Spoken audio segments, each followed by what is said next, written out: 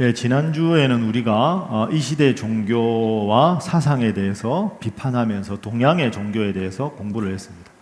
지난주에 아주 분량이 많아서 여러분 다 피곤하셨을 겁니다. 그리고 지금 또 여전도회가 우리 청구동 김장하느라고 오늘도 수고하시고 내일도 수고를 많이 하시는데 제가 너무 오래 하지 않도록 10시 전에는 끝나도록 그렇게 제가 알아서 끝내도록 그렇게 하겠습니다. 지난주에 우리가 공부했던 그 동양의 종교를 우리가 한번 기억을 해보면 아주 많은 분량을 공부했는데요. 핵심은 거기 없으면 저를 보시죠.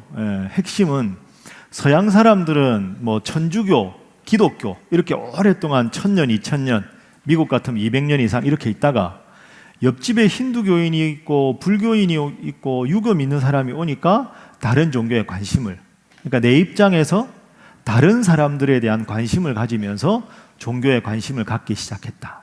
그런데 물론 우리도 기독교인이지만 옆집 사람이 뭐 불교 믿는 분도 있고 이슬람교 믿는 분도 있고 이렇게 살지만 우리나라의 다른 점은 동시에 내가 기독교인이기 전에 내가 한국 사람으로 태어난 이상 내 속에 무교적인 것도 있고 불교적인 것도 있고 유교적인 것도 있다. 그래서 다른 종교가 아니라 내가 기독교를 믿어야 되는 분명한 정체성을 가지는 것이 그 어느 다른 나라 사람들보다 중요하다. 그래서 지난주에는 다른 종교에 대해서 공부하면서 그걸 비판을 해보았습니다. 비판의 핵심은 딱 두 가지지요. 내가 지금 이 모습인데 이 모습에서 더 거룩한 존재로 살아가라 하는 것은 유교든 불교든 기독교든 똑같다. 그런데 현재의 내 모습이고 이게 신적인, 쉽게 말하면 우리 예수님의 경지라면 이 경지에 내 노력만으로 이룰 수 있다라고 믿는 것이 동양의 종교인데 우리 기독교는 노력은 하지만 내 노력만으로 예수님 같이 될 수 있다 없다? 없다는 것이 기독교 복음의 가장 중요한 특징이다. 그래서 다른 종교는 예를 들어서 공자나 석가모니는 내가 신처럼 돼야 되는데 나보다 먼저 깨달은 사람, 선각자라고 부르지만 내가 나를 구원하기 때문에 공자나 석가모니를 구원자라고 부르지는 않는다. 그런데 우리 기독교는 내가 나를 구원할 수 없기 때문에 나의 구원을 위해서 예수님이 오셔서 예수님을 구원자라고 부른다. 이게 동양 종교와 가장 큰 기독교의 차이점이다. 그게 첫 번째 아주 중요한 점이었고, 두 번째는 그러면 이게 맞느냐 이게 맞느냐 이렇게 말했을 때 우리가 기독교인이라서가 아니라 내가 아무리 노력을 하고 아무리 거룩한 삶을 살아가려고 해도 내 마음속에 있는 죄악에 대한 근본적인 동기, 그리고 오늘을 하루는 거룩하게 살아도 떨어지지 않고 늘 이렇게 살아가는 것은 불가능하다. 그래서 내가 나를 구원할 수 있으려면 마음속의 죄악의 동기까지도 내가 조절할 수 있어야 되고 항상 이 높은 단계에 머물러야 하는데 높게 있다가도 떨어질 수밖에 없는 게 인간 존재고 겉으로는 죄 안 짓는 것 같아도 마음으로 죄의 욕심조차 없앨 수 없기 때문에 내가 나를 구원할 수 없다고 믿는 기독교의 복음이야말로 가장 위대한 진리다. 그걸 분명하게 붙잡아야 21세기 종교다원주의 시대에도 예수가 구원자다라는 말에 우리는 동의하고 확신을 가질 수가 있다. 그래서 예수님의 십자가 사건이야말로 21세기에도 여전히 가장 중요한 구원의 상징이고 내가 그 예수님을 구원자로 믿는다는 것에 대한 자부심을 가져야 한다 하는 것이 지난주에 했던 모든 내용의 핵심입니다. 다 기억이 나시지요? 예, 뭐 수준이 있으니까 다 기억이 나실 거고요. 다음 주가 마지막입니다. 강의로는. 그죠? 오늘이 10과 아닙니까? 자, 여러분 오늘 교재 보시죠. 81페이지거든요. 오늘 81에서부터 85페이지까지 하고요. 다음 주는 종말론입니다. 14만 4천 명만 신천지에서는 구원을 받는다는데 그러면 우리는 어떻게 되나? 뭐 이런 문제. 그 다음 요한계시록의 666이 바코드인가 컴퓨터인가? 사람이 죽으면 어떻게 되나? 주님은 어떻게 언제 재림을 하실라나? 그럼 먼저 죽은 사람하고 나중에 죽은 사람하고는 어떻게 되나? 천국에 벌써 꽉 차서 내가 갈 때면 자리가 없지 않을까? 뭐 이런 사람의 죽음, 종말, 재림, 심판, 이 주제를 다음 주에 다루도록 하겠습니다. 그리고 마지막 주에는 그죠? 여러분이 이렇게 기다리시는 시험을 보도록 하겠습니다. 그래서 마지막 주는요, 시험을 보는데 그날 시험은 뭐 우리가 시험 때문에 시험 들면 안 되지 않겠습니까? 그래서 11주간 전체 요약을 하겠습니다. 주어진 시간은 제가 지키면서 여러분 한 번 들은다고 다 아는 게 아니잖아요. 제가 첫 시간에 말씀드렸죠. 신앙생활도 암기 과목입니다. 핵심 되는 건 딱 머릿속에 기억을 해 두어야 이게 권위가 있거든요. 누가 딱 물으면 탁탁탁 나와야 되지 않겠습니까? 그래서 마지막 12번째 시간에는 전체 1과부터 핵심 되는 내용만 다시 한번 정리를 하겠습니다. 그래서 다음 주에도 오시지만 마지막 시간이 마지막 끝이 중요하니까 다음 주, 다다음 주 개근하시는 여러분 되시기를 주님 이름으로 축복합니다. 자, 옆에 분들과 인사하겠습니다. 개근하시기 바랍니다. 한 번 더 합니다. 말씀만 하지 마시기 바랍니다. 자, 오늘은 교회에 대해서 공부하겠습니다. 81페이지 보시죠. 도입 이야기가 있습니다. 불신자인 어느 비누 생산업자가 하루는 복음을 전파하는 그리스도인과 함께 길을 가고 있다가 비누 생산업자가 먼저 이런 말을 합니다. 여보, 당신이 다니는 교회가 여태까지 한 일이 뭐요? 저 세상을 보시오. 아직도 세상에 죄악도 많고 악한 사람들 천지 아니요. 그러자 기독교인은 아무 말이 없이 길을 걷다가 도랑에서 더러운 흙장난을 하며 노는 흙투성이 꼬마 아이를 발견했습니다. 그때다 싶어서 여보시오, 비누도 뭐 한 일이 별로 없군요. 내가 보기엔 아직도 세상엔 더럽게 하고 다니는 사람과 더러운 것이 너무 많으니 말이요. 그러니까 비누 생산업자가 그러니까 비누업자는 말을 잇는다. 비누란 사용될 때만 효과가 있는 법이 아니겠소. 바로 그것입니다. 우리 교회도 죄인이 나와서 진정으로 예수님을 만날 때 효과가 있는 법입니다. 교회는 교회로 존재하고 교회 신앙생활하는 사람들이 많아야 되겠죠. 그래서 오늘 우리가 교회에 대해서 공부하면서 우리에게는 두 가지 과제가 있습니다. 첫 번째는 교회에 다니는 우리가 건강한 교회, 행복한 성도가 돼야 그분들이 교회에 올 거 아닙니까? 그 첫 번째. 두 번째는, 그러니까 첫 번째 우리들은 건강한 교회, 행복한 성도가 되는 게 우리 사명이고, 두 번째는 이 기쁜 복음의 소식을 믿지 않는 분들에게 전도하는 것, 선교하는 것.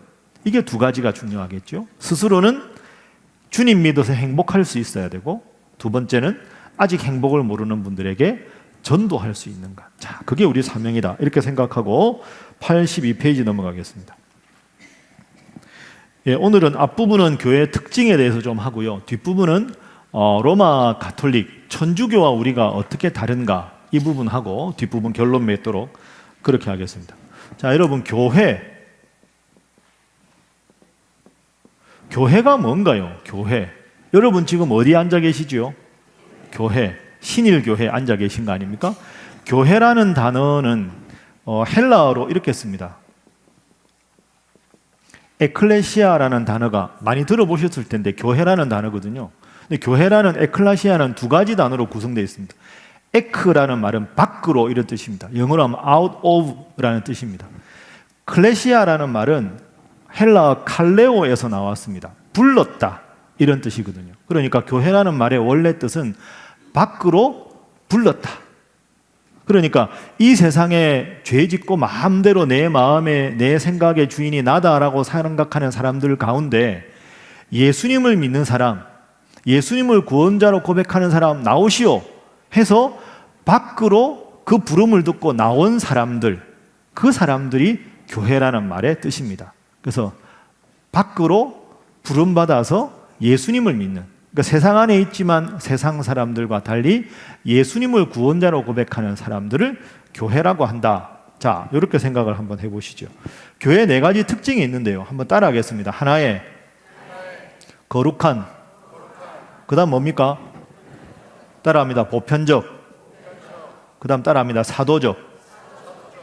모든 교회는 이 네 가지 특성을 공유해야 합니다. 교회의 특징 네 가지, 원, 홀리, 캐톨릭, 아포스톨릭, 요 네 가지가 교회의 특징입니다. 하나의 교회라는 말은 여러분 교파가 많지요. 우리 교회는 교파가 어디지요? 대한예수교 장로회. 대한예수교 장로회 안에만 교파가 100개가 넘습니다. 너무 많죠. 대한예수교 장로회 안에 진짜 많아요. 그러니까 우리나라에 교파가 너무 많아요. 교파가 그렇게 많은데 무슨 하나의 교회냐? 그러나 아무리 교파가 말라도 하나님을 주인으로 모신다 하는 면에서는 하나의 교회라는 거죠. 그러니까 다양한 교파가 있지만 하나님이 교회의 주인이다 하는 의미에서 하나의 교회. 따라합시다. 하나의 교회. 자, 두 번째 교회의 특징은 따라하겠습니다. 거룩한 교회. 여러분, 솔직히 교회가 거룩한가요? 거룩하지 않은가요? 그러니까 지금 대답이 약간 자신이 없는 분위기 아닙니까? 교회는 거룩한 곳입니다. 그런데 중요한 건 교회가 거룩한 이유는 하나님이 거룩하시기 때문입니다. 이게 아주 중요합니다. 그래서 교회 구성원이 거룩해서 거룩한 교회라는 말이 아닙니다. 교회 구성원이 거룩해서 거룩한 교회는 세상에 있을까요? 없을까요? 별로 없습니다. 거의 없겠지요. 없습니다. 그래서 간혹 하나님 믿는 교회 신앙생활 열심히 하다가 나는 교인들한테 상처받아가지고 어떻게 예수 믿는 사람이 저럴 수가 있냐? 예수 믿는 사람은 달라야지. 그 말이 틀린 말은 아니지만 예수 믿는 사람이 거룩하지 않기 때문에 교회를 떠난다. 그건 잘못된 말입니다. 우리 모두는 의인입니까? 죄인입니까? 기본적으로 죄인이죠. 죄인들끼리 모여 있으니까 그 속에는 상처도 있고 아픔도 있고 좌절도 있는 겁니다. 여러분이 교회에서 혹시 상처를 받아가지고 상처 없는 교회 가시면 그런 교회는 없다니까요. 천국을 가셔야 됩니다. 상처 없는 교회가 완전히 만약에 있다. 진짜 100점짜리 교회가 있다. 그럼 여러분 가시면 안 됩니다. 왜? 여러분 때문에 100점이 안 됩니다. 제가 여러분을 무시하는 게 아니라 농담이 아니고요. 100점 교회는 없잖아요. 그런데 상처받아서 옮긴다는 말은 내가 영적으로 그 상처를 이길 만큼 건강하지 않다는 뜻이지요. 그럼 내가 지금 하나님 앞에 100점이 아니라는 뜻입니다. 그럼 100점이 아닌 내가 100점 교회 가면 점수 깎아 먹잖아요. 그러니까 가면 안 됩니다. 그럼 어떻게 해야 될까요? 죽으나 사나 신일교회 열심히 옆에 분들과 인사 한번 하겠습니다. 죽으나 사나 신일교회 열심히 나오시기 바랍니다.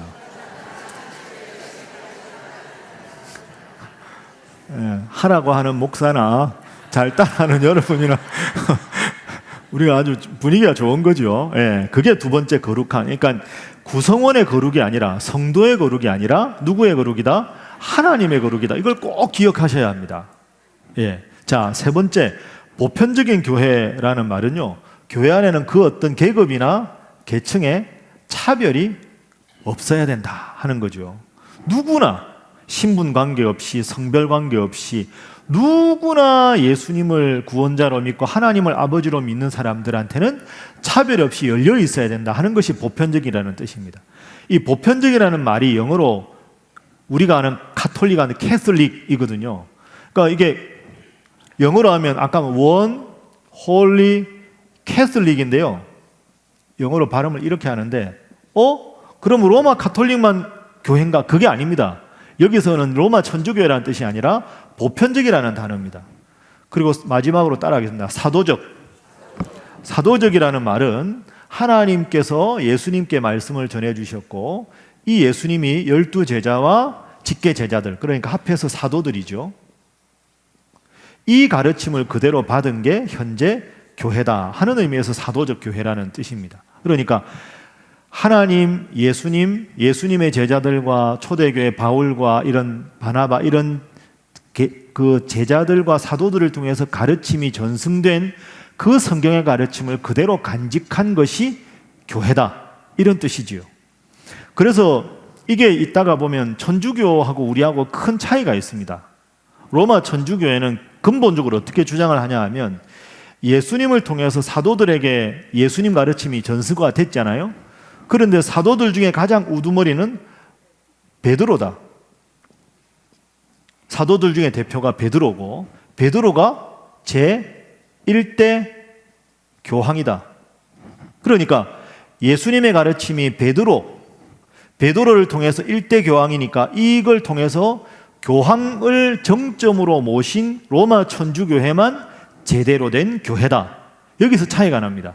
그러니까 근본적으로는 우리는 성경의 말씀이 그대로 사도의 가르침을 통해서 계승돼서 하나님을 아버지라 믿고 성경을 하나님 말씀으로 믿고 예수님을 구원자로 믿는 모든 흩어져 있는 교회는 다 함께 교회다, 이런 뜻이고, 천주교는 사도적 교회를 예수님 12제자와 사도들의 대표자인 베드로는 1대 교황, 1대, 2대, 3대, 지금까지 쭉 교황을 정점으로 하는 로마 천주교회가 제대로 된 사도적인 교회다. 그럼 우리는 뭘까요?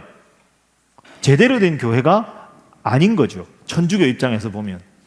그래서 개신교에서 세례받은 거 인정 안 합니다, 천주교에서 기본적으로.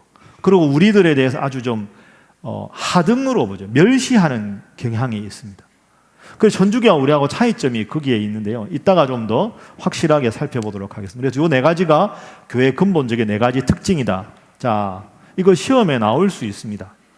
따라하겠습니다. 하나의 거룩한, 보편적, 사도적, 요 네 가지가, 그러니까 하나의 교회, 거룩한 교회, 보편적 교회, 사도적 교회, 이 네 가지가 전 세계에 흩어져 있는 교회 근본적인 네 가지 특성이다. 자, 이렇게 생각하고 지금부터 교회가 뭐냐, 교회 정의에 대해서 한번 보겠습니다.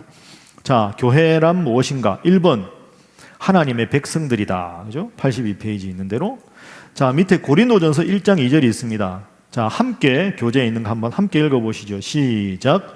고린도에 있는 하나님의 교회 곧 그리스도 예수 안에서 거룩하여지고 성도나 부르심을 입은 자들과 또 각 처에서 우리의 주 곧 저희와 우리의 주 되신 예수 그리스도의 이름을 부르는 모든 자들에게 아멘. 자, 고린도전서 1장 2절에 주어가 뭐가 되어 있냐면 고린도에 있는 하나님의 교회입니다. 주어가 교회지요. 근데 뒤에 보면 교회 곧 그리스도 예수 안에서 거룩하여지고 성도라 부르심을 입은 자들. 그러니까 교회는 성도라 부르심을 입은 자들이 교회다. 그리고 그 다음 줄에 보면 예수 그리스도를 주님으로 부르는 모든 자들이 교회다 하는 거죠. 그래서 첫 번째 교회의 정의는 따라하겠습니다. 교회는 하나님의 백성들이다. 그러니까 여러분, 교회라는 말을 하고 교회, 우리가 지금 여기 모인 데가 교회 건물이니까 당이죠. 집당자 아닙니까? 이걸 예배당이라고 하죠. 이거하고 구분됩니다. 기본적으로 교회는 성도가 교회입니다. 그러니까 여러분 한 분 한 분이 교회라는 뜻이죠. 방금 읽으셨죠? 하나님의 교회는 부르심을 입은 자들이다. 그러니까 여러분 한 분 한 분이 교회입니다. 저도 교회, 여러분도 교회. 그러니까 우리가 지금 오늘 저녁에 식사하고 어디 가세요? 아, 나 교회 가야 돼. 말씀 속으로 공부하러 가. 하는 교회 간다라는 말은 엄밀하게 말하면 예배당에 가는 거죠. 그러니까 신약 성경에서 말하는 교회의 원래 뜻은 주님을 믿는 성도 한 사람 한 사람이 교회다 하는 거죠. 그럼 여러분 각자가 다 교회라는 뜻입니다. 이게 아주 중요합니다. 옆에 분들과 인사 한번 하시죠. 우리들 각자가 교회입니다. 그러니까 여러분 한 분 한 분이 교회인 거죠. 그래서 오른쪽 먼저 한번 보시죠. 오른쪽에 제가 위에 썼지요. 교회라는 말하고 예배당과 성도들. 그러니까 예배당은 건물로서의 예배당이고 원래 교회는 성도들이다. 그래서 밑에 이걸 당구장 표시라 그러죠. 어느 교회 성도 티셔츠가 이렇게 되어 있습니다. 앞면에는 교회 가지 맙시다. 아니, 교회 티에서 교회 가지 맙시다가 뭐야? 근데 뒤에 딱 보니까 교회가 되십시오. 그러니까 앞부분은 궁금함을 느끼게 하려고 하는 거고 중요한 말은 뒤에 있는 거죠. Be the church. 교회가 되어야 된다. 우리들 각자가 예수님의 살아계심을 증거하는 교회가 되어야 된다. 그러니까 여러분 각자가 뭐다? 교회다. 내가 교회고 옆에 앉은 성도님들이 교회다. 이걸 기억하셔야 됩니다. 자, 두 번째, 교회는 따라하겠습니다. 그리스도의 몸. 교회는 몸에 비유하면 그리스도의 몸인데, 그럼 몸에서 제일 중요한 게 뭘까요? 머리. 머리는 누굴까요? 교회. 예수님이죠. 밑에 나옵니다. 에베소서 1장 22절 23절. 그는, 예수님은 몸인 교회의 머리라. 그러니까 우리 모두는 다 그리스도의 몸이라는 거죠. 근데 그 몸에서 머리는 누구다? 예수님이다. 교회의 주인은 누굽니까 그럼? 주님이 주인입니다. 여러분, 이게 아주 중요합니다. 교회의 주인은 주님입니다. 예수님. 그러니까 예수님이 교회의 주인입니다. 제가 늘 여러분 앞에서 설교하고 하지만 담임 목사는 교회의 주인이 아닙니다. 더 엄격하게 말하면 주님이 주인이고, 굳이 2등 두 번째 주인이 누구냐 그러면 여러분이 주인입니다. 목사는 여러분을 도우라고 하나님이 저를 파송한 거죠. 그러니까 사실 여러분들이, 아까도 우리 권사님이 기도해 주셔서 참 감사한데, 담임 목사를 위해서 기도 많이 해주시지 않습니까? 이거 진짜 중요합니다. 다음부터 안 하면 재미없다 이런 뜻이 아닙니다. 해주시는 게 진짜 감사한 일입니다.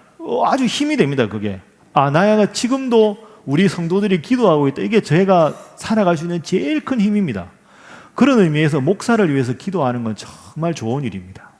그런데 중요한 건 여러분은 저를 위해서 기도하시고, 제가 늘 앞에 서 있으니까 목사는 여러분의 종이라고 자처하고 내려가야 합니다. 담임 목사를 위해서 기도한다고 목사가 그것에 도취되면 그게 잘못되는 거죠. 교회의 주인은 주님입니다. 목사는 여러분들을 주님께로 더 잘 인도하는 안내자에 불과한 거죠.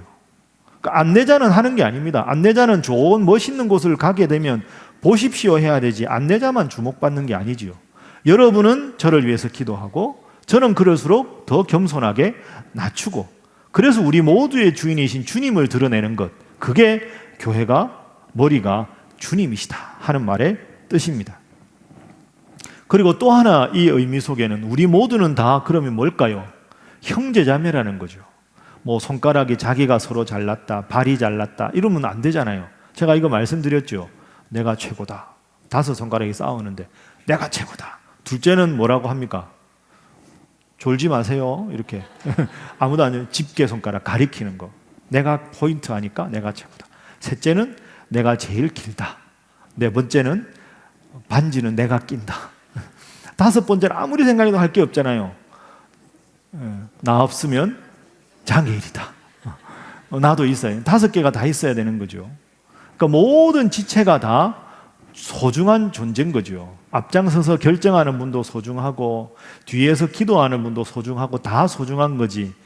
같은 몸인데 여기서 서로 불평하고 서로 분열되고, 이건 참 안 좋은 겁니다. 그래서 여러분, 늘 말씀드리지만 교회에 들어올 때 웃고, 서로 바라보고 웃고, 나가실 때도 웃고, 항상 지체된 서로를 사랑하시는 여러분 모두가 되시기를 바랍니다. 자, 그런 의미에서 극한 눈빛으로 옆에 분들을 보면서 주님 사랑으로 사랑합니다 하겠습니다. 자, 여러분 표정이 좋아서 감사합니다. 자, 3번째, 고린도전서 3장 16절 한번 보겠습니다. 자, 화면 보면서 함께 한번 읽어볼까요? 고린도전서 3장 16절 시작. 너희는 너희가 하나님의 성전인 것과 하나님의 성령이 너희 안에 계시는 것을 알지 못하느냐. 아멘. 그러니까 우리들은 교회인데 우리는 따라하기에서 성령의 전. 그러니까 성령 하나님이 우리 마음속에 내주하도록 그분의 뜻에 따라 살아가는 게 진정으로 교회가 교회되는 방식이라는 거죠. 그러니까 우리는 다 성령의 전입니다. 그러니까 이 말은 우리가 살아가는 모습 자체가 주님이 마음속에 있는 분은 저렇게 말하고 저렇게 행동하는구나 라는 걸 드러낼 수 있어야 된다는 거죠. 그래서 마음속에는 주님 주신 생각, 이게 필요하고요. 우리 몸 전체가 성령의 전이니까 건강한 것도 아주 중요합니다. 여러분, 신앙생활 잘하는 분은 건강해야 합니다. 오해하지 마십시오. 여러분 중에서 너무 힘든 아픔이 있거나 고통이 있을 수도 있습니다.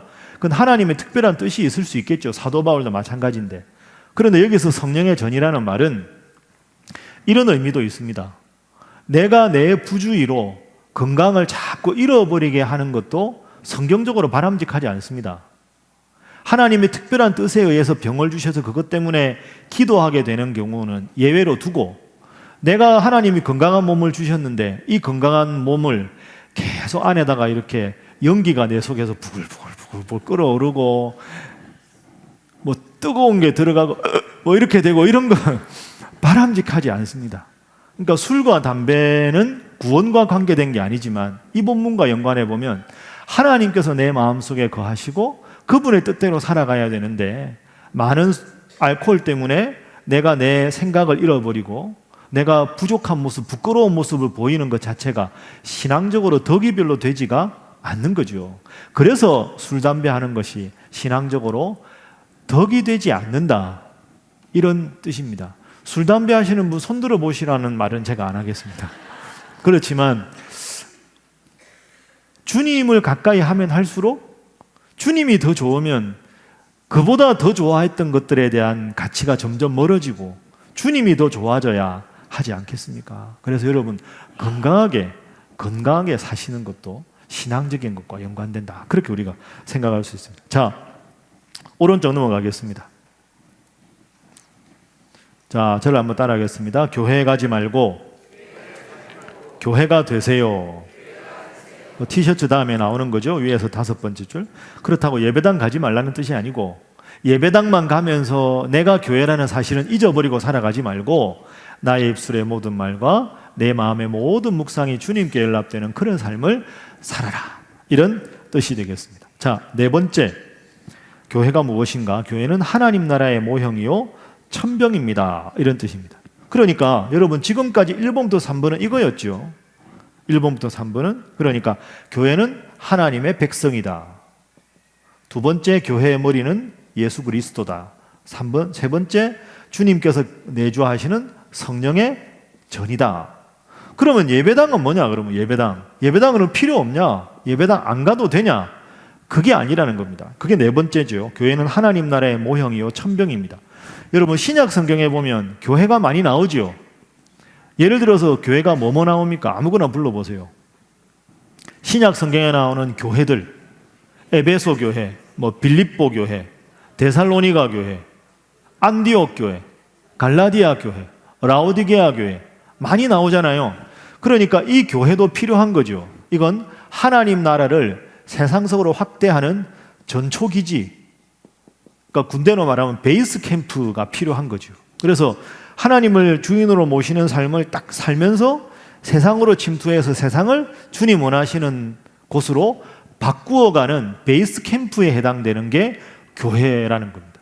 그러니까 내가 교회일 뿐 아니라 그 베이스 캠프를 중심으로 모여야 되니까 각각이 교회지만 예배당에 모여서 우리가 더 말씀을 제대로 배우고 선교를 더 열심히 하기 위해서 기도하고 말씀을 읽고 성경을 배우고, 그렇게 하는 베이스 캠프로서 교회당은 반드시 필요하다. 그래서 신약 성경에 지역마다 바울이 가면서 교회를 개척한 거죠. 그래서 여러분, 이게 특별히 중요한 이유는 요즘에 가나안 성도가 많습니다. 가나안 성도 아시죠? 뭔지? 네, 가나안 거꾸로 하면 뭐죠? 안 나가. 나는 하나님을 믿는데 교회는 안 나간다. 안 나가 성도. 그 가나안 성도거든요. 100만 명이 넘는다 그러죠, 지금. 심각한 거, 잘못된 겁니다, 이거. 가나안 성도, 하나님을 마음으로 믿으면 되지, 제가 굳이 교회 가야 됩니까? 아니라니까요. 신약 성경에 하나님께서 바울을 가는 곳마다, 지역마다 교회를 개척하게 하셔서 모여서 하나님 앞에 예배하게 했는데, 그 초대교회 가르침을 그대로 받은 분들이 하나님을 믿는다고 교회를 안 간다. 잘못된 겁니다. 그리고 과거부터 심심치 않게 나오는 게, 여러분 들어보셨을지 모르겠는데, 무교회주의자들이 있습니다. 무교회주의자. 하나님을 믿는 믿음이 중요하지 예배당은 중요하지 않다. 이 잘못된 겁니다. 자, 여러분, 그리고 여러분 주위에도 이런 분들 많을 거예요. 가나안 성도들. 나는 교회 상처받아서 더 이상 교회는 안 다니기로 했다. 그런데 교회 상처받아서 교회를 안 나간다, 그 말에는 2가지 비판을 할 수 있어요. 첫 번째, 교회는 상처받는 게 당연합니다. 왜? 우리가 죄인이니까. 그러니까 교회에 상처받았다라는 말은 교회 다니는 사람들이 거룩해야 되는데 거룩하지 않아서 상처받았다. 자, 여러분, 교회의 거룩은 말씀드렸죠. 주님께 있습니까? 성도에게 있습니까? 주님께 있는 거죠. 교인들이 거룩한 게 교회가 아닙니다. 주님이 거룩해서 거룩한 교회가 되는 거죠. 교인들에게 상처받았다. 상처받을 수 있습니다. 교회는 사실은 종합병원입니다. 종합병원. 여러분, 다 영적으로 우리가 스스로 살아가기 힘든 아픔을 안고 살아가니까 교회에 온 거죠. 그러니까 교회에 오면 때로는 안타까운 소문도 좀 있고 상처도 있고 고름도 짜고 피도 나고 그게 종합병원 아닙니까? 근데 문제는 종합병원에 입원해서 나아서 돌아가는 분들이 많아져야 되는 거지. 그러니까 교회는 기본적으로 종합병원이다. 불결하기도 하고 악취도 나고 그걸 스스로 정화할 수 있는 곳이 교회여야 한다. 그러나 우선 교회는 종합병원이라는 말은 교회도 상처가 많다. 그러니까 가나안 성도들의 비판 첫 번째, 교인의 거룩이 아니라 교회의 거룩은 하나님의 거룩이다. 두 번째 생각해 보면요, 가나안 성도들의 마음을 정확하게 진단해 보면 근본적인 태도가 미안한 표현이지만 매우 이기적인 발상입니다. 나는 희생은 하지 않고 수고는 하지 않고 신앙생활 쉽게 하겠다. 뭐 교사도 하는 거 피곤하고 뭐 찬양대 하니까 주중에 연습해야 되고 안 가면 눈치 주고 안 하려니까 찜찜하고 뭐 이런, 겨울에 무슨 새벽 기도냐, 추운데 그냥 잠이나 자지 뭐 이렇게 되잖아요. 그러니까 가나안 성도는 내가 하나님 믿는데 굳이 교회 가야 되냐라는 말은 그럴듯한 것 같지만 믿음이라는 이름으로 헌신을 약화시키는 전제에서 가능한 겁니다. 여러분, 열심히 공부해서 시험 치르는 게 시험 없으면 진짜 좋겠다. 시험 없으면 공부합니까? 안 합니까? 합니까? 네, 하기도 하지만 그 인간의 죄악이잖아요. 그러니까 가나안 성도는 바람직한 게 아닙니다. 여러분, 죽으나 사나 어떻게 하라고요? 벌써 까먹으셨습니까? 네. 옆에 분들과 인사하겠습니다. 교회 충성하시기 바랍니다. 한 번 더 할까요? 잘하실 줄 믿습니다. 자, 지금까지 교회 네 가지 특성, 교회의 정의, 교회와 교회당의 구별, 이걸 했습니다. 지금부터는 천주교와 우리 기독교의 근본적인 차이에 대해서 네 가지로 공부하도록 하겠습니다. 자, 아무도 조는 분은 안 계시지만 그래도 한 30분 가까이 지났으니까 기지개 한번 크게 한번 켜시지요.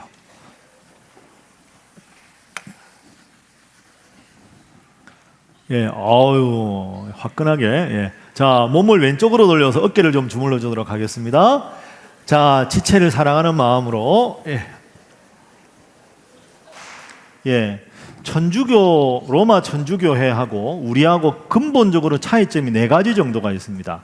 요 네 가지 정도를 기억하시면 좋겠죠. 한번 따라하겠습니다. 마리아, 성사, 죄사함, 교황. 요 네 가지가 근본적인 차이입니다. 요 두 개는 사실은 좀 연결되어 있습니다. 성당에 가면 우리하고 제일 다른 점이 마리아죠. 우리는 마리아상이 없는데 천주교는 마리아상이 있지 않습니까? 그 천주교가 마리아를 믿나요? 마리아를 믿나요? 안 믿나요? 믿는 것 같아요. 일부는 안 믿어요. 그럼 마리아상이 왜 있을까요?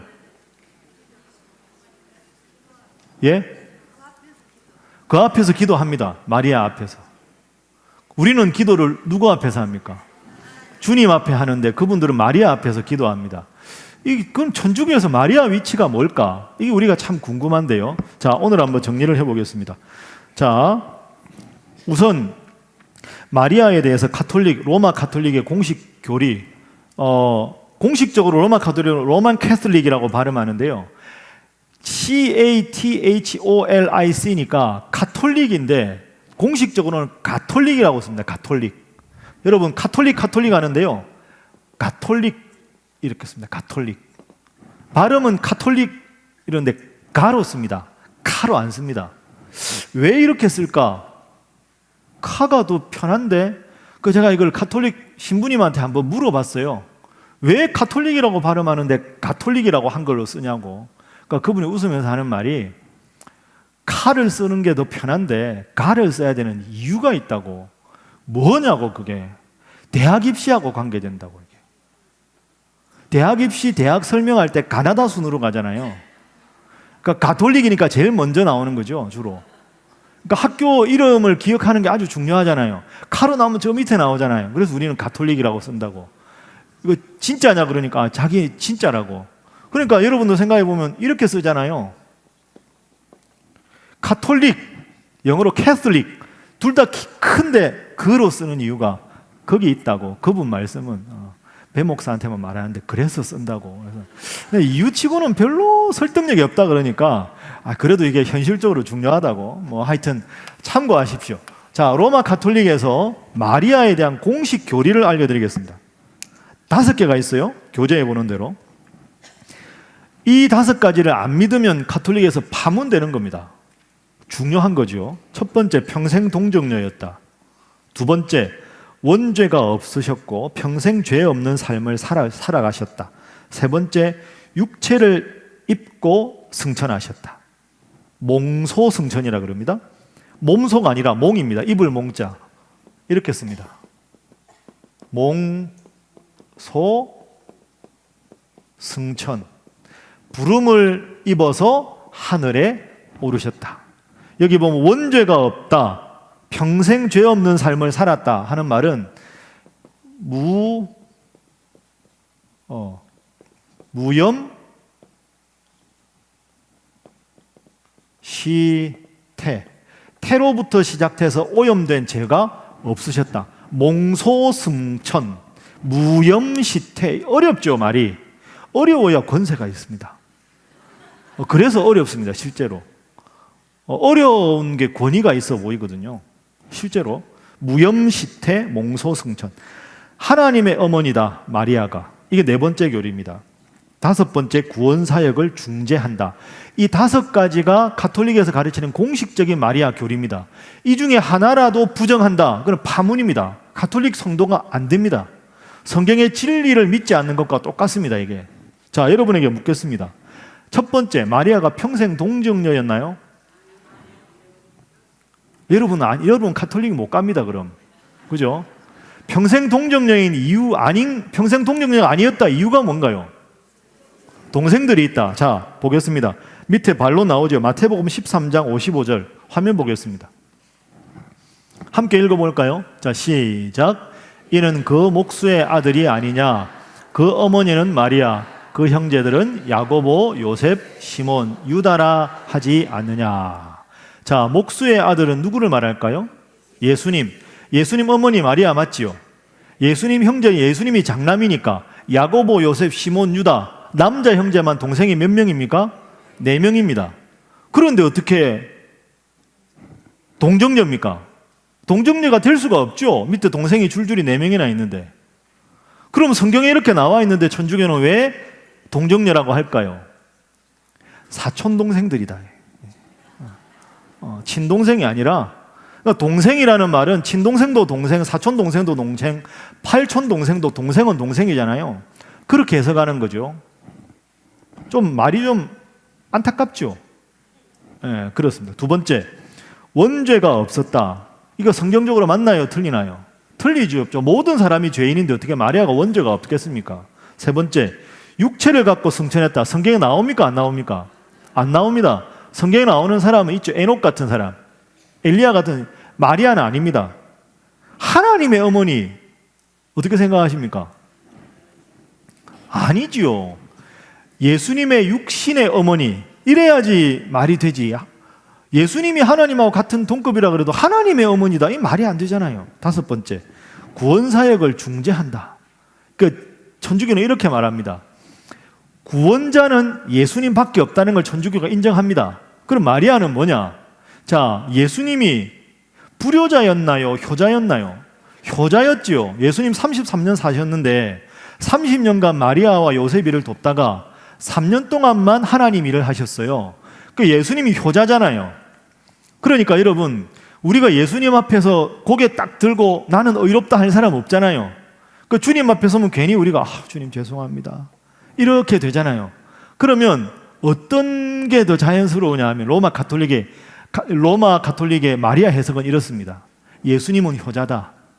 그러니까 마리아가 예수님 저 세상에서 저 힘들게 살다가 저렇게 하는데 좀 용서 좀 해주고 사랑 좀 해주고 자비를 베풀어 주세요 라고 마리아가 이렇게 한마디 해주면 예수님이 효자라, 어머님 말씀대로 하겠습니다. 이게 공식적인 마리아에 대한 교리입니다.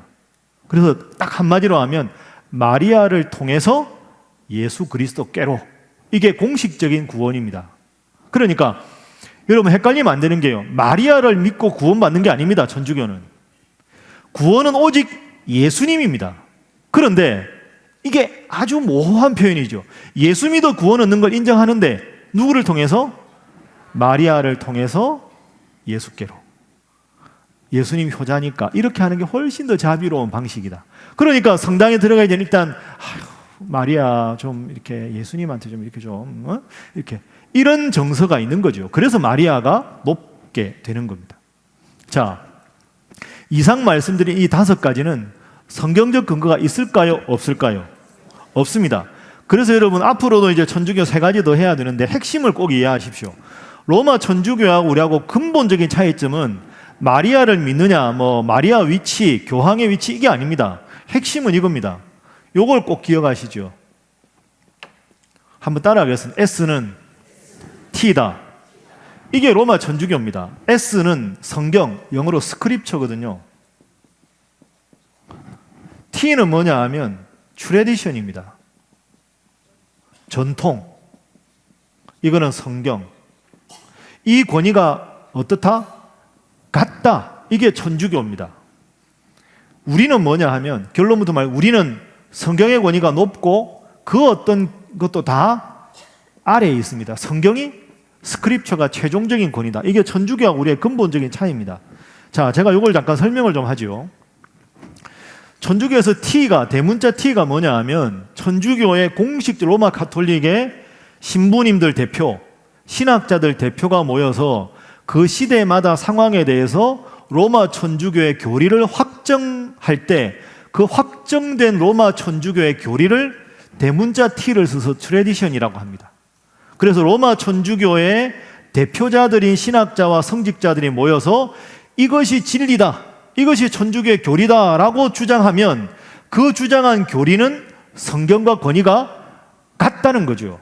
그러니까 우리가 마리아가 원죄가 없었다, 성경적 근거가 어디 있어요? 로마 가톨릭 천주교 성도들한테 근거를 찾아보세요. 성경에도 안 믿는 걸 왜 진리라고 믿어요? 당신은 잘못된 거 아니에요? 그렇게 말해도 그분들은 설득력이 없습니다. 왜? 그분들의 공식적인 대표가 정한 교리는 성경과 같은 권위를 가지기 때문에 성경에 근거하지 않아도 그분들의 최종적인 결정이면 같은 권위가 되는 거죠. 그래서 이분들은 교황제도도 되는 겁니다. 자, 이 트래디션이 공식 교리인데 이게 성경과 같은 권위를 가진다면 이 공식 교리를 최종적으로 승인하는 마지막 사인하는 사람이 누굴까요? 교황이지요. 그러면 교황이 최종적으로 사인한 이 교리의 전승이 성경과 같은 권위를 가지니까 이 결정에 잘못이 있을까요? 없을까요? 천주교 내부에는 없다고 하겠죠. 천주교는. 그러니까 교황 무호설이 되는 거죠. 이게 4번째 넘어가는 겁니다. 아까 요거. 그러니까 교황은 예를 들어서 교황이 이 자리에 와서 여러분들한테 이렇게 식사하시다가 우리 교회 국밥을 먹고는 신일교회 국밥이 세상에서 제일 맛있습니다. 이렇게 교황이 이야기하셨다. 그럼 그 말이 진리가 돼가지고 전 세계 모든 국밥 중에서는 신일교회 국밥이 제일 맛있다. 이건 진리다. 믿습니까? 아멘하면 안 됩니다. 이거. 그런 농담까지 오류가 없다는 뜻이 아니고, 그러니까 교황이 사적으로 의견을 표명할 때 그게 오류가 없다는 게 아니라 이 가톨릭의 교리는 성경과 같은 권위를 갖는데 진리인데 이 진리에 최종적으로 사인하는 공식적인 로마 천주교의 대표자로서의 교황의 위치로 하는 사인, 그거는 아무런 잘못이 없다. 이렇게 되는 거죠. 그래서 요거하고 교황 무호설은 근본적으로 관계가 됩니다. 그래서 뒤에도 천주교 좀 더 이야기하겠지만 그렇다고 무진장 오래 할 거 아닙니다. 오늘은 딱 시간 딱 정해서 10시 전에 마치도록 이제는 농담을 해도 안 웃으시죠? 다 이걸 알아가지고 알아서 일찍 끝내겠습니다. 그러니까 천주교와 우리의 근본적인 차이는 이겁니다. 그러니까 제가 생각하기에는 이거 잘못된 겁니다. 그 어떤 인간의 결론도 다 죄인인데 완벽할 수가 없는 거지요. 성경의 최종적인 권위입니다.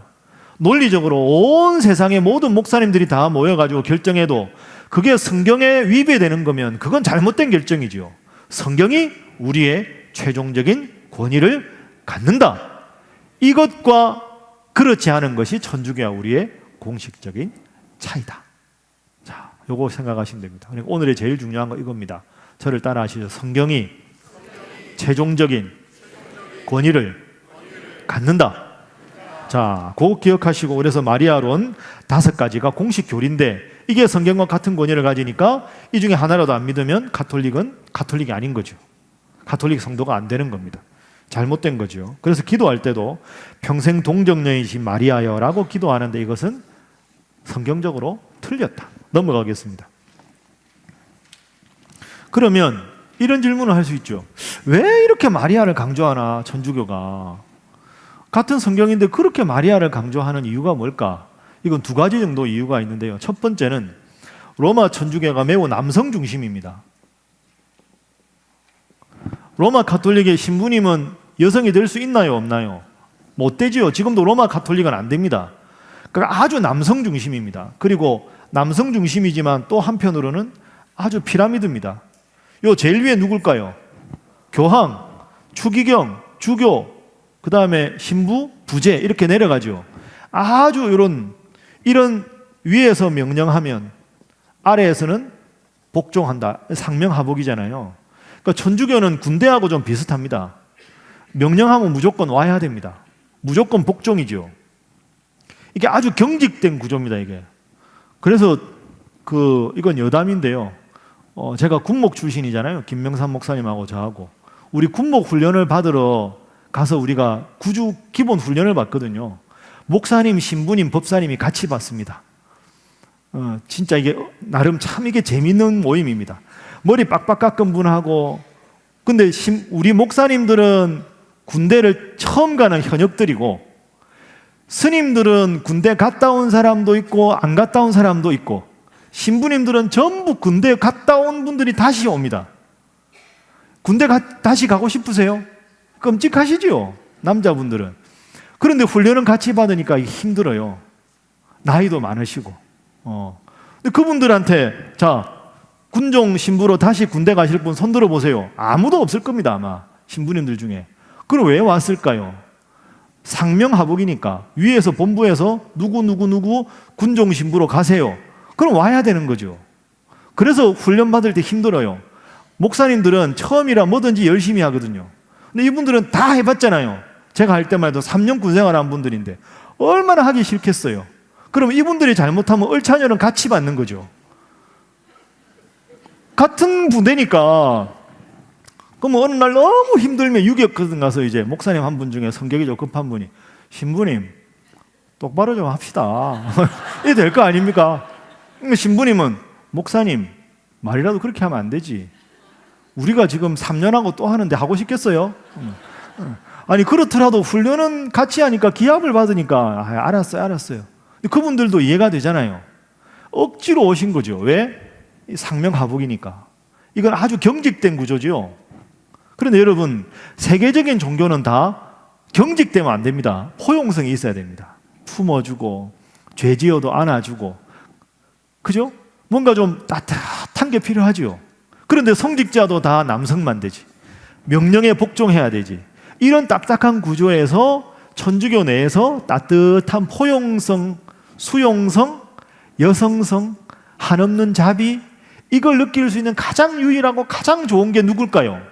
마리아죠. 그래서 마리아가 강조되는 겁니다. 그 마리아 교리가 5개나 될 정도로.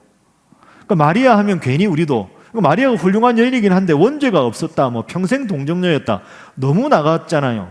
그렇게 하는 게 천주교 내부적인 원인이 있다. 결국 이것과 같다고 해서 마리아로는 있지만 성경적으로 문제가 많다, 이렇게 생각하겠습니다. 자, 2번째 넘어갑니다. 이렇게 하면 꽤 오래 가겠다. 걱정하지 마십시오. 제가 알아서 한다 그랬죠. 자, 2번째, 성사제도. 우리 기독교는 세례, 성만찬, 이거 2개가 거룩하게 하나님께 주신 예식이다 라고 말하는데, 천주교는 몇 개입니까? 7개입니다. 7성사, 우리는 2성사. 세례, 예수님께서 세례 받으시고 세례를 주셨고, 성만찬, 예수님 직접 제자들에게 하셨으니까 성경적 근거를 가진 2개의 거룩한 예식은 세례식과 성찬식 2개다. 근데 천주교에는 세례식, 성찬식 말고 신품, 이게 뭘까요? 사제 서품 받는 겁니다. 그걸 신품성사라 그러죠. 그건 혼인성사와 택일입니다. 이 말이 무슨 말일까요? 결혼한 신부님이 있어요, 없어요? 없어요. 왜? 택일이니까. 사제가 되든 혼인을 하든. 그래서 되는 거죠. 택일. 그 다음에 고해성사, 혼인성사 말했고, 종부성사 돌아가시기 전에 마지막으로 죄용서 받는 거.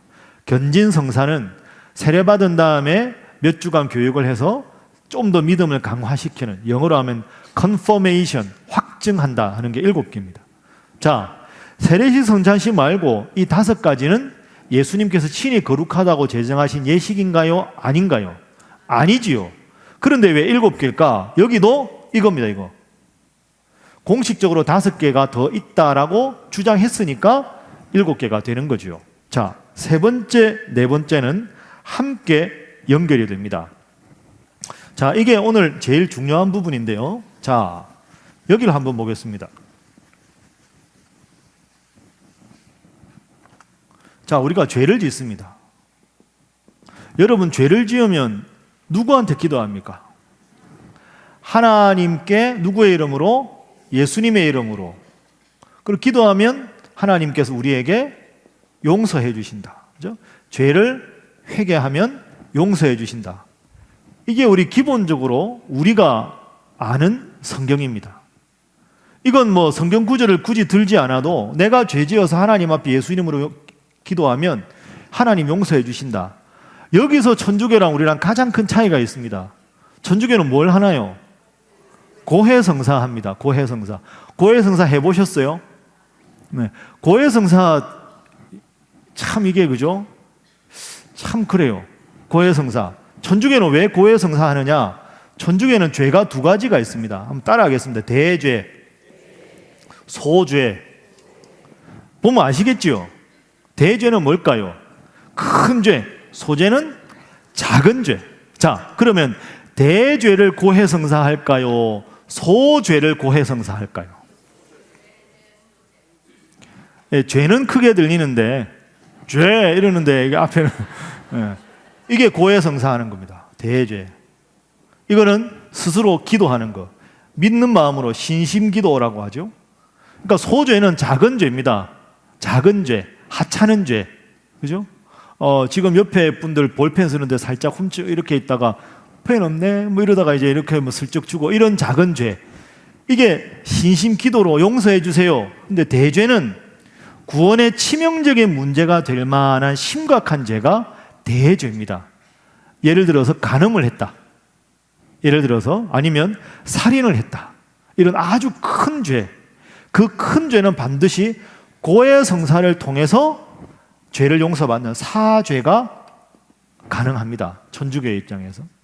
그러니까 구원의 위협이 될 만한 큰 죄는 고해성사를 한다. 자, 보세요. 고해성사를 해서 죄 용서를 받는다 하는 거면 고해성사를 누구한테 합니까? 신부님한테 하는 거죠. 그러면 이 말은 고해성사를 통해서 사죄를 받는다. 신부에게 고해성사하니까 신부에게 사죄권이 있다 없다? 있다. 이게 천주교 공식적인 교리입니다. 그러니까 우리는 여러분이 저한테 고해성사 하러 올 필요가 없지요. 여러분 각자가 하나님 앞에 기도하면 용서해 주신다는 겁니다. 대죄 소죄 구분이 없어요. 만일 우리가 우리 죄를 자백하면 저는 미쁘시고 의로우사 우리 죄를 사하시며 우리를 모든 불의에서 깨끗게 하실 것이요 오라 우리가 서로 변론하자 너희가 주홍 같을지라도 진홍같이 휘어질 것이요. 그 다음 뭐죠? 너희 죄가 주홍같이 붉을지라도 눈과 같이 휘어질 것이요 양털같이 되리란데 그죠? 하여튼 하얗게 된다 뭐 이런 뜻이다. 제가 갑자기 당황했습니다. 그러니까 내가 내 죄를 고백하면 되는 거죠. 진홍같이 붉을지라도 양털같이 되리라. 죄송합니다. 네. 그런데 천주교는 이건 반드시 고해성사를 해야 돼요. 내가 신부님 없이 내가 주님 앞에 용서를 구하고 그냥 회개 용서를 받는 구조가 아니라 신부님을 통해서 가능하다. 그럼 이게 근거가 어디냐 이게? 왜 꼭 그렇게 해야 되느냐? 근데 이게 가톨릭이 아주 중요한 겁니다. 가톨릭의 신부의 권위는 죄를 용서할 수 있는 권한에서부터 나오는 거죠. 그래서 천주교는 기본적으로 평신도와 신부님은 본질적으로 다릅니다. 우리 개신교는 저하고 여러분하고 본질적으로 같아요. 저는 앞에 있고 여러분은 뒤에 있고, 그러니까 그냥 기능상의 차이, 교회가 하나님 앞에 바로 서게 하기 위해서 전문적인 신학 교육을 받은 목회자를 세우는 거지, 여러분과 저는 기능상의 차이지 본질적인 차이가 아닌데, 천주교는 신부님들하고 평신도는 건널 수 없는 차이가 있습니다. 왜? 사죄권이 있으니까. 그러면 천주교 신부님이 죄를 용서하는 권한이 어디서 나왔는가? 자, 요게 제일 중요한데 오늘은 요거 정리하고 마치겠습니다. 자, 성경을 한번 찾아보겠습니다.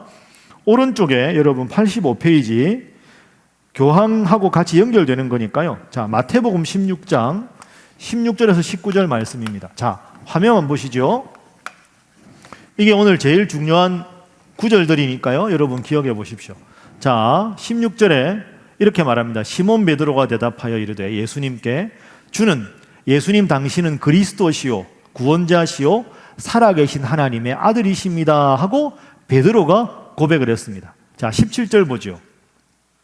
자, 예수님이 말씀하십니다. 바요나 시모나, 바라는 말은 프람 이런 뜻이죠. 요나의 아들, 요나로부터 나온 시모나 베드로야, 내가 복이 있도다. 나를 구원자라고 고백한 너의 고백은 너 혈육이 한 게 아니라 하나님이 가르쳐 주신 것이다. 자, 18절 19절이 키포인트입니다. 18절 함께 읽어봅니다. 시작. 또 내가 네게 이르노니 너는 베드로라. 내가 이 반석 위에 내 교회를 세우리니 음부의 권세가 이기지 못하리라. 자, 19절 시작. 내가 천국 열쇠를 네게 주리니 내가 땅에서 무엇이든지 매면 하늘에서도 매일 것이요 내가 땅에서 무엇이든지 풀면 하늘에서도 풀리리라 하시고 아멘. 자, 여기 18절 19절에 주목하십시오. 다시 18절 보죠. 베드로가 위대한 고백을 하니까 내가 이 반석 위에 내 교회를 세우겠다. 요거 기억하시고 19절 봅니다. 내가 천국 열쇠를 너에게 주겠다. 여기서 너는 누굴까요? 베드로. 자, 그럼 문법적으로 이렇게 보겠습니다. 천국 열쇠를 베드로에게 주었다.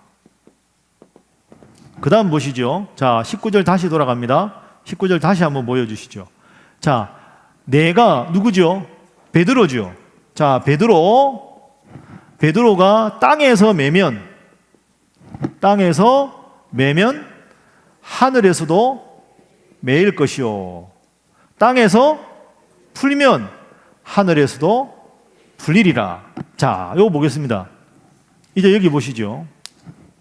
이게 고해성사를 주장하는 가톨릭의 공식적인 성경적 근거입니다. 자, 이 구절을 쉽게 풀이하면 이런 거죠. 예수님께서 제자들과 함께 계실 때 다른 사람들이 나를 누구라 하느냐, 뭐 더러는 세례 요한이라고, 더러는 엘리야라고 하고 쭉.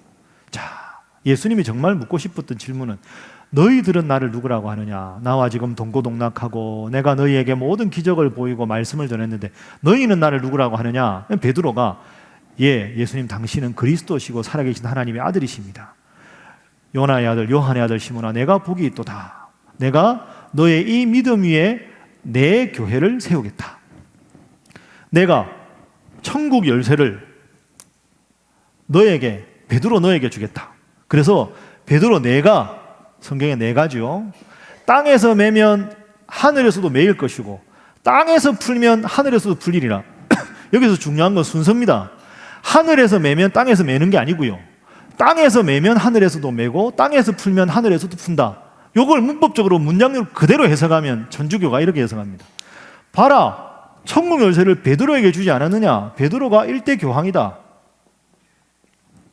베드로의 일대 교황으로부터 모든 게 시작되는데 그게 지금 천주교의 신부들이다.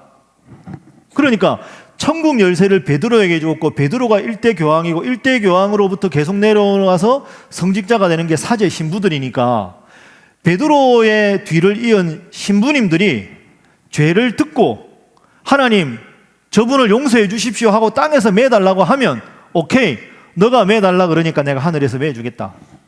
신부가 땅에서 풀어달라고 말하면 내가 풀어주겠다. 이러니까 이게 고해성사는 성경적 근거가 있다. 이제 이게 천주교의 공식적인 주장입니다. 문법적으로 문장으로 보면 별로 틀린 것 같지 않습니다. 그런데 이건 잘못된 겁니다. 자, 지금부터 이게 왜 잘못됐는지 한번 생각을 해보겠습니다. 여기서 결정적인 차이는 이것만 기억하시죠. 자, 한번 따라하겠습니다. 개인 베드로. 자, 두 번째 따라 고백의 대표자 베드로. 자, 다시 합니다. 개인 베드로. 고백의 대표자 베드로. 개인 베드로라고 보는 게 천주교 입장입니다. 우리 입장은 고백의 대표자 베드로로 봅니다. 자, 요거를 제가 잠깐만 설명하고 조금 이따가 마치겠습니다. 예. 자, 베드로가 고백을 했다. 베드로 너에게 내가 천국 열쇠를 주겠다. 베드로가 매면 하늘에서도 매고 베드로가 풀면 하늘에서도 푼다. 이게 아니고 성경적인 원래의 입장은 이런 거죠. 베드로가 뭐라고 고백하느냐 하면 예수님 당신은 그리스도시고 살아계신 하나님의 아들이십니다 라고 고백하는 이 믿음은 예수님을 구원자로 고백한 거죠. 예수님을 구원자로 고백하면 우리가 어딜 가나요? 천국에 가죠. 그래서 내가 천국 열쇠를 너에게 주겠다 하는 말은 다른 사도들 다 필요 없고 베드로 딱 너한테만 주겠다 이런 뜻이 아닙니다. 그렇게 되면 베드로 옆에 있는 제자들은 뭐가 됩니까? 베드로만 천국 가나? 이렇게 될 거 아닙니까? 그러니까 이거에 대한 바른 해석은 예수님을 구원자로 베드로가 고백했다. 예수님을 구원자로 고백한 자가 천국 열쇠를 받아 천국으로 갈 수 있다. 그러니까 베드로처럼 누구든지 그 누구라도 예수님은 하나님의 아들이시고 나의 구원자입니다 라고 고백을 하면 그 믿음의 고백 위에 교회가 서는 것이고 그렇게 고백한 사람 누구라도 천국에 갈 수 있다. 그 믿음을 가지고 하나님 제 죄를 용서해 주십시오 라고 그 믿음으로 땅에서 매면 그 죄인의 기도를 듣고 하나님께서 매게 해 주실 것이고 그의 기도를 듣고 땅에서 매면 풀면 하늘에서도 풀게 해 주겠다. 이게 맞는 해석이라는 거죠. 예를 들면 제가 자주 드는 비유지만 졸업식 할 때 300명이 졸업해도 교장 선생님한테 졸업장은 몇 명이 받습니까? 한 명이 받습니다. 왜? 시간 관계상 한 명만 받는 거죠. 그럼 한 명만 받았다고 그 친구만 졸업하고 299명은 졸업도 못 받았다고 엉엉 울고 나는 졸업도 못했다. 그렇게 만약에 그런 졸업자가 있으면 그 졸업자를 우리는 뭐라고 합니까? 전문 용어로 바보라고 합니다. 네. 어리석은 거죠. 대표자죠, 대표자. 교장 선생님께 한 명이 받음으로 졸업생 전체를 대표했으니까 사실은 300명이 다 받은 것과 같이 한 명만 졸업했다고 보는 건 잘못된 거죠. 그런 것과 같이 예수님을 구원자로 고백하면 누구든지 천국에 간다. 그가 자신의 죄를 놓고 하나님 앞에 기도하면 하나님께서 들으신다. 이렇게 해석하는 것이 보다 더 성경적이다. 이해되시죠? 네. 그래서 고백의 대표자 베드로. 혹시 피곤하시면 이것만 기억하시면 되겠습니다. 한번 따라하겠습니다. 고백의 대표자 베드로. 그럼 우리도 예수님을 구원자로 고백하니까 우리는 어디 갈 수 있을까요?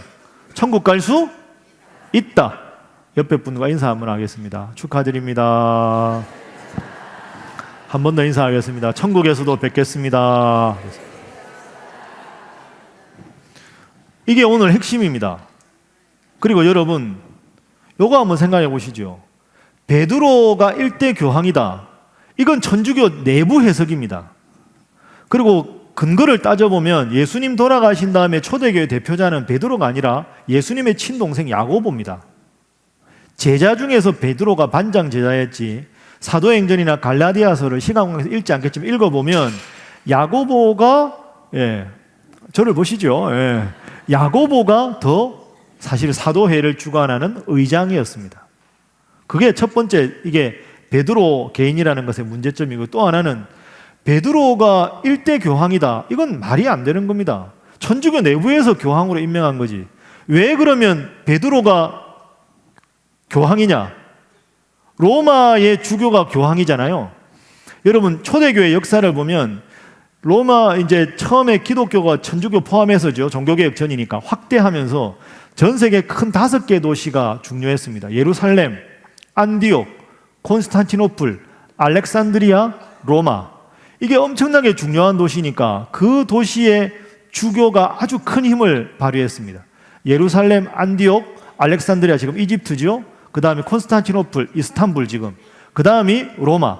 근데 로마가 제국의 수도잖아요. 그리고 또 하나는 베드로가 로마에서 순교를 했습니다. 그러니까 베드로가 순교하고 정치의 중심지는 로마니까 그 5개 주교 중에서도 로마의 주교를 교황이라고 부르게 된 거죠. 이거 상당히 정치적인 겁니다. 그러니까 로마의 주교가 천주교의 제일 높은 교황이다. 그 근거는 베드로가 로마에서 순교했기 때문에.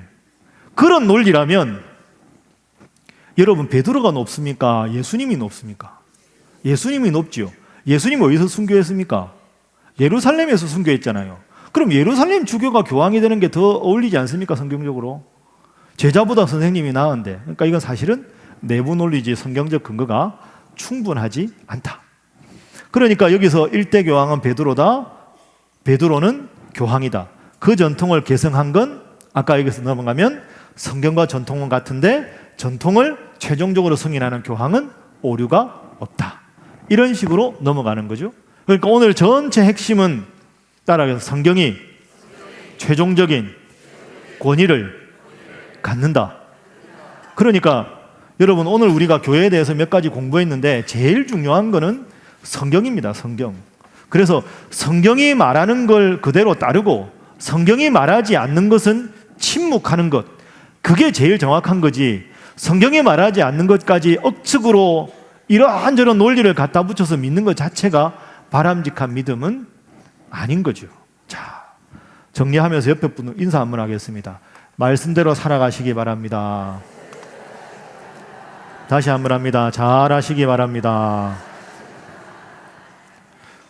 천주교를 이제 마무리하면 꼭 여러분이 이런 질문을 속으로 하고 싶어요. 목사님, 그래서 천주교 믿어도 되나요? 안 되나요? 천주교 믿으면 지옥 가나요? 안 가나요? 그걸 저한테 물어보고 싶으신 분들이 지금 다 웃으신 거죠. 천주교의 구원이 있느냐 없느냐는 아주 다양한 대답이 있습니다. 한마디로 말하기가 어렵습니다. 왜? 근본적으로 구원은 누가 결정합니까? 하나님이 결정합니다. 제가 구원이 없다고 구원이 없는 게 아닙니다. 그러면 저는 사이비가 되는 거죠. 근본적으로 이렇게 생각합니다. 제 생각에는 지금까지 공부한 결론은 천주교가 심각한 문제가 있는 것은 사실입니다. 오늘 공부한 대로 마리아론, 성사론, 죄사함, 교황론 4가지가 큰 문제가 있죠. 그런데 생각해 보면 천주교가 예수님 믿으면 구원 얻는다는 걸 부정하는 것도 아니고 성경 66권이 최종적인 계시라는 걸 부정하는 것도 아니고 삼위일체 하나님을 믿지 않는 것도 아닙니다. 그래서 천주교는 제 생각에는 교리상 심각한 문제가 있는 것은 사실이지만 그 문제 때문에 구원이 없다라고 단정 짓는 것도 우리가 너무 조금 성급한 결론이다. 이렇게 생각을 하시면 되겠습니다. 그러면 어떻게 하란 말이냐? 방법을 제가 일러드리지 않습니까? 죽으나 사나 바른 진리를 가진 교회에서 열심히 신앙생활을 하면 되는 거죠. 자, 마지막 결론입니다. 교회는 세상 안에 있습니다. 그러나 우리는 세상에 속하지 않았습니다. 이 세상을 거룩하게 변화시켜야 하는 게 교회의 역할입니다. 이게 맨 밑에 85페이지 밑에죠. 교회는 세상에 있지만 세상에 속하지 않은, 그래서 하나님을 주인으로 모신 교회, 이게 중요하다.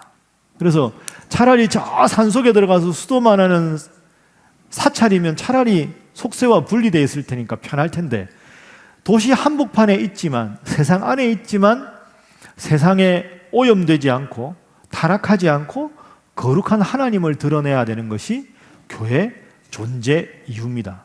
세상에 있으나 세상에 속하지 않은 교회. 그걸 위해서 교회가 제일 중요한 건 뭐니 뭐니 해도 말씀이 되는 거죠. 하나님 말씀을 바로 알고 바로 믿고 말씀이 말씀하시는 건 목숨 걸고 지키고, 말씀이 하지 않는 이야기들은 억지로 갖다 붙이지 말고 그건 그대로 놓고 오직 말씀으로 붙잡고 살아가는 것. 그게 우리가 해야 할 가장 중요한 성도의 본분인 줄로 믿습니다. 그래서 우리 교회가 건강한 교회가 되고 행복한 성도가 되고 말씀과 함께 늘 묵상하고 오늘 이 갈릴리반처럼 말씀 속으로 하나하나 기독교 진리를 정확하게 깨달아 알아갈 때 그게 건강한 교회가 되고 우리 모든 성도들이 교회 성도임을, 신일교회 성도임에 대해서 자긍심을 느끼게 되는 거죠. 저나 우리 목사님들이나 우리 장로님들이나 여러분 모두 한 마음으로 지난주, 지지난주 포스트 모더니즘 말씀드렸지만 아무리 세상이 세속화되고 다른 종교의 구원이 있다고 말하고 점점 교회의 거룩성을 잃어버린다 할지라도 세상에 있으나 세상에 속하지 않은 교회로 말씀으로 거룩하게 된 교회, 말씀으로 행복을 느끼시는 여러분 모두가 되시기를 주님 이름으로 축복합니다. 오른손 주먹을 쥐어보도록 하겠습니다. 제가 신일교회 화이팅 하면 여러분은 화이팅! 제가 마이크 때문에 크게 못했는데 여러분은 알아서 크게 하셔야 되겠습니다. 신일교회 화이팅! 화이팅! 화이팅! 기도하겠습니다. 하나님 감사합니다. 오늘은 교회에 대해서 공부했습니다. 이 세상에 속해 있는 우리들에게 바깥으로 불러내셔서 하나님을 아버지로 예수님을 구원자로 믿게 하시고 거룩한 교회를 세워주셔서 감사합니다. 교회의 가장 근본적인 토대가 하나님의 말씀임을 기억하게 하시고 인간적인 그 어떤 중요한 결정도 나의 생각도 말씀보다 앞서지 않도록 함께하여 주옵소서. 하나님, 우리 신일교회가 더욱더 말씀을 소중히 여기는 교회가 되게 하시고 매일 말씀 묵상하고 깨닫고 그 깨달은 말씀 날마다 실천하게 하여 주옵소서. 하나님의 말씀은 살았고 운동력이 있어 좌우의 날선 어떤 것보다 예리하다 하셨으니 그 귀한 말씀 붙잡고 세상과 타협하지 않고 거룩한 교회, 세상을 변혁시키는 우리 신일교회 되게 하여 주옵소서. 하나님, 우리들 각자가 거룩한 교회임을 깨닫게 하시고 우리의 몸을 산제물로 하나님께 드리는 거룩한 삶을 살아가는 성도들 되게 하여 주옵소서. 하나님, 수요일 저녁에 피곤하고 힘든 시간이지만 이 늦은 시간까지 말씀을 사모하고 하나님을 살아가는 성도들의 열심을 꼭 기억하여 주시고 성령께서 이분들의 마음을 주장하셔서 항상 기뻐하며 쉬지 말고 기도하고 범사에 감사하는 귀한 성도들 되도록 주여 인도하여 주옵소서. 다음 주에는 종말론을 배웁니다. 지혜를 주시고 바로 깨달아 주님의 재림하는 그 순간까지 바른 믿음 간직하는 우리 성도들 되게 하여 주옵소서. 함께 하심에 감사하며 예수님의 이름으로 기도하옵나이다. 아멘.